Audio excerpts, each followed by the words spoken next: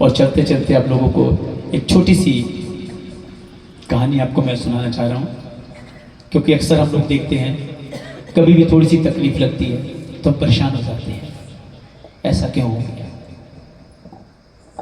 तो मैंने जब ये कहानी पढ़ी तो सबसे पहले मैंने खुद पे अप्लाई की है, और आप बिलीव नहीं करोगे कि जितना भी कचरा था वो सब खत्म हो गया। तो एक पक्षी जो था वो उड़ता उड़ता रेगिस्तान में जाके गिर गया। अब रेगिस्तान में इतनी गर्मी, उसके पंख चढ़ के, खाने को कुछ नहीं, पीने को कुछ नहीं।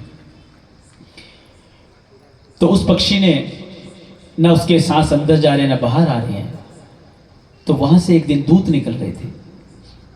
तो उस पक्षी ने देखा, उसने पूछा कि आप कहाँ जा रहे हो। तो दूत ने कहा कि हम परमात्मा को मिलने जा रहे हैं। तो उस पक्षी ने कहा कि प्रभु मेरा एक काम कर देना, परमात्मा से ये पूछना कि मेरे भाग्य में क्या लिखा है, मारना तो मार दे, बचाना तो बचा ले, क्यों तड़फा रहा है मुझे। जब देवदूत परमात्मा के सामने गया और जाके अपनी बात की, तो फिर लास्ट में बोला, प्रभु वो पक्षी वहां पे रेगिस्तान में तड़फ रहा, ना खाने को ना पीने को, ना वो मर रहा ना जी रहा है। तो परमात्मा ने उसका डाटा निकाला और देख के बोले कि अभी 7 साल तक उसको ऐसे ही रहना है।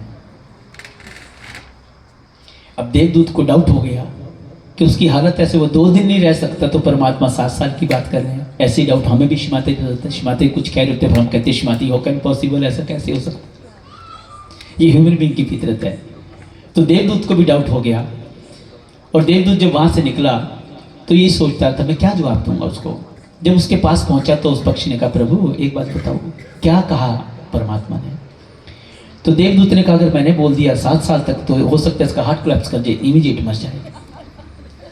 तो देवदूत ने एक युक्ति निकाली। तो देवदूत ने कहा कि परमात्मा ने एक ही बात बोली तेरे लिए कि तू जितनी बार भी सांस ले उतनी बार एक बात बोल, तेरा शुक्रिया, तेरा शुक्रिया।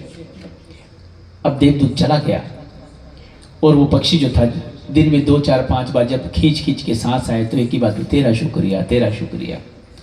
और 1 हफ्ते के बाद जब देवदूत दोबारा वहां से निकला तो देवदूत क्या देखता, उसके पंख भी आ गए, वो मस्ती कर रहा है, छोटा सा टेंट बना हुआ, वहां पे घास भी है। और देवदूत तो चक्कर खा गया।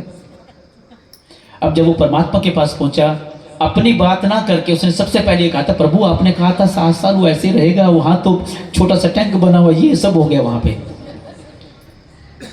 तो परमात्मा बोला, देव तूने काम ही ऐसा कर दिया, क्योंकि उसके भाग्य में 7 साल तक का तकलीफ लिखा हुआ था, पर तूने जो उसको मंत्र दिया कि हर सांस में तेरा शुक्रिया बोल, कि जो 7 साल की तकलीफ थी 7 दिन में खत्म हो गई। हमें भी यही ध्यान रखना है, अगर खुशी मिले तो तेरा शुक्रिया, तकलीफ लगे तो तेरा शुक्रिया, क्योंकि तकलीफ कम करने वाली भी वो है, खुशी देने वाली भी वो है। पर हमें डाउट नहीं करना, क्योंकि वो साक्षात आदि शक्ति है। And before Adi Shakti she my mother, she my teacher, she my guru also. जब मैंने कहानी पढ़ी तो मैंने इमीडिएट माँ के पास जाके बैठा, ध्यान किया, और एक ही बात, माता जी thanks for this, thanks for today, thanks for this, thanks. और आज भी मैं यही बोलता हूँ, और एक ही प्रे माँ से करता हूँ, mother please give me more and more सहज वर्क। मैंने कभी कुछ नहीं मांगा माँ से। तो सियाने बनिएगा। एक अंधी माई थी, बेटा था उसका, खाने को कुछ नहीं था, तो इत्तेफाक से पता नहीं कैसे परमात्मा खुश हो गया। तो परमात्मा ने कहा, बेटा मांग तुझे क्या चाहिए। अब माई तो अंधी थी, खाने को कुछ था नहीं, अब वो सोचने क्या मांगू।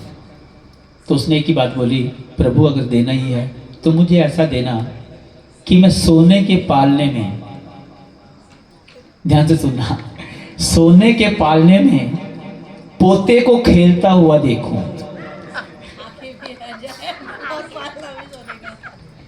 कि आंखें भी मांग ली, सोने का पालना भी मांग लिया, और महल भी मांग लिया, पोता भी मांग लिया, इसमें सब कुछ मांग लिया, एक ही लाइन में सब कुछ मांग लिया। ऐसा बनना है तो एक ही बात मांगो, mother please give me more and more सहज वर्क, नथिंग एल्स।